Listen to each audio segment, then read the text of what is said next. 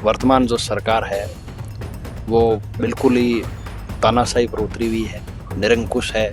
कहाँ से सरकार चल रही है कुछ समझ में नहीं आ रहा है। संवेदनहीन सरकार है कि उसको इस भ्रष्ट सिस्टम द्वारा कितना दबाया गया, कितना प्रताड़ित किया गया, कितना परेशान किया गया, तब जाकर उसे ये कदम उठाना पड़ा। दूधाराम ने जो आरोप लगाए वो बेहद गंभीर आरोप है और एक थाना अधिकारी पर आरोप है। हम लोग सरकार की ईंट से ईंट बजाएंगे और सारी मांगे जो है बनाएंगे और दूधाराम के परिवार को न्याय दिलाकर ही यहाँ से उठेंगे। सरहदी जिले जैसलमेर के बनियाना क्षेत्र में दूधाराम नाम के एक युवक की संदिग्ध परिस्थितियों के मौत की वजह से यहाँ जो आरएलपी के कार्यकर्ता है वो अब धरने स्थल पर पहुंचे हैं। राष्ट्रीय लोकतांत्रिक पार्टी के नेता थान सिंह डोली। थान सिंह जी, पूरा क्या मामला है, बताइए विस्तार से। देखिए, हमारे पार्टी के कार्यकर्ता दूधाराम की कल मौत की खबर सुनी तब हम सब व्यथित होके दुखी हुए, और उसका जो सुसाइड नोट वायरल हुआ उससे साफ जाहिर होता है कि उसको इस भ्रष्ट सिस्टम द्वारा कितना दबाया गया, कितना प्रताड़ित किया गया, कितना परेशान किया गया, तब जाकर उसे ये कदम उठाना पड़ा। और सुसाइड नोट में लिखे उन सभी जो इस षड्यंत्र में शामिल थे उन सब के खिलाफ कानूनी कार्रवाई होनी चाहिए, और कैसे भी करके इस भाई को न्याय मिले, इसके लिए पूरी राष्ट्रीय लोकतांत्रिक पार्टी सहित तमाम पार्टी के और सतीशी कौम के लोग यही धारणा और विश्वास रख रहे हैं।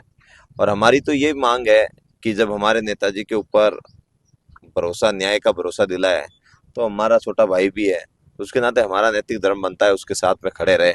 और हम तो सरकार से ये मांग करते हैं कैसे भी हो इस परिवार को न्याय मिलना चाहिए। क्या वजह रही? यहाँ की स्थानीय जो नेता है कोई नजर नहीं आया, एक बच्चे की मौत का मामला है।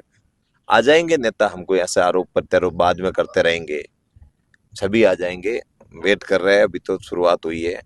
और प्रशासन को भी मांग पत्र सौंपा है, प्रशासन अभी जिला प्रशासन से किसी बात हुई? तहसीलदार जी शेष साहब आए थे, उनको मांग पत्र सौंपा है। अगर वो बात करते तो ठीक है, नहीं तो फिर हम हमारे स्तर पर इस लड़ाई को और मजबूती से लड़ने की। क्या कहना चाहोगे? एक संदिग्ध परिस्थितियों में एक बच्चे की मौत हो जाती है, काफी घंटे बीत जाने के बाद प्रशासन की आंखें नहीं खुली। देखिए, वर्तमान जो सरकार है वो बिल्कुल ही तानाशाही पर उतरी हुई है, निरंकुश है। कहाँ से सरकार चल रही है कुछ समझ में नहीं आ रहा है। संवेदनहीन सरकार है। करीब करीब 20-25 घंटे हो गए घटना को, उसके बावजूद भी कोई विशेष गंभीरता नहीं है। गंभीरता नहीं होने की दूसरी वजह यह भी है कि भाई दूधाराम ने जो आरोप लगाए वो बेहद गंभीर आरोप है और एक थाना अधिकारी पर आरोप है। तो ऐसे के अंदर सिस्टम जब खुद इन्वॉल्व है तो एकदम से वो नहीं करेंगे, लेकिन राष्ट्रीय लोकतांत्रिक पार्टी के कार्यकर्ता और नेता बहुत मजबूत है। हम लोग सरकार की ईंट से ईंट बजाएंगे और सारी मांगे जो है बनाएंगे और दूधाराम के परिवार को न्याय दिलाकर ही यहाँ से उठेंगे। सरकार अगर आपकी मांगे नहीं मानती है तो अगला कदम जो है सर्व समाज का, राष्ट्रीय लोकतांत्रिक पार्टी का क्या रहेगा? देखिए, अभी तक तो हम लोकतांत्रिक तरीके से अपना आंदोलन कर रहे हैं और नहीं मानेंगे तो फिर आंदोलन के दूसरे रूप भी हो सकते हैं, लेकिन मानेंगी 100% नहीं क्यों मानेगी? जनता की मांग तो माननी ही पड़ेगी, कोई सी सरकार हो चाहे, ये डेमोक्रेसी है और यहाँ पर मांग माननी पड़ेगी। ऐसे कोई हम गैरबाजी मांग भी नहीं कर रहे हैं ना, हम तो वही मांग कर रहे हैं जो दूधाराम जी ने सुसाइड नोट में लिखी। जो आदमी जाते समय कुछ लिखता है तो वो निश्चित तौर पर सच ही लिखता है, झूठ क्यों लिखेगा? क्योंकि वो यहाँ के रहने वाले हैं। मतोड़ा थाना अधिकारी से उनका परिचय भी कोई नहीं था। निश्चित तौर पर उन्होंने वहां ले जाके उसको प्रताड़ित किया और उनकी प्रताड़ना से ही उन्होंने ये कदम उठाया।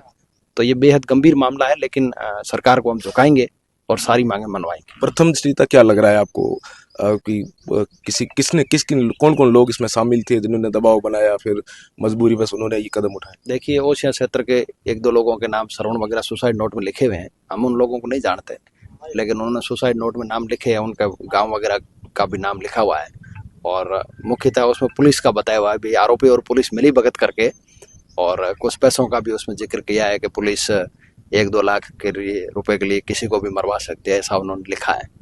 मतलब कांपते हाथों से लिखा है, उस लिखावट से भी ये लग रहा है। तो कहीं न कहीं निश्चित तौर पर जो खौफ था वो पुलिस का था और कुछ आरोपियों के नाम है उसके अंदर। उन्होंने और पुलिस ने मिलकर के इनको प्रताड़ित किया, इसलिए इन्होंने ये कदम उठाया। इससे पहले परिवार के जो लोग हैं उनसे कोई इस प्रकार की चर्चा हुई कि इस प्रकार का दबाव है?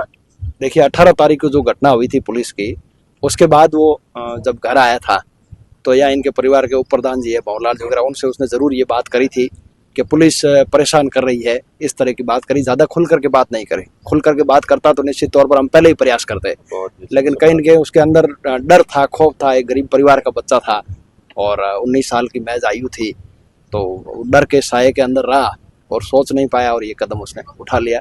अब तक की क्या वार्ता रही? मांग पत्र जो है हमने दिया है तहसीलदार जी को और उन्होंने कहा हम जिला प्रशासन से बात कर रहे हैं, सरकार से बात कर रहे हैं। बिल्कुल, ये राष्ट्रीय लोकतांत्रिक पार्टी के नेता है। आप निश्चित रूप से देख सकते हो कि एक नौजवान किस तरीके से जो है वो सुसाइड के मार्ग पर चला गया, क्योंकि इससे पहले इन्होंने बताया कि कुछ बातचीत हुई थी, लेकिन उन्होंने पूरी खुलकर नहीं बताई। अब इनका निश्चित रूप सीधा आरोप है कि जो आरोपी इसमें संलिप्त है, जिन जिन लोगों ने ये दबाव बनाया है, उनको त्वरित तरीके से गिरफ्तार कर सलाखों के पीछे पहुंचाया जाए।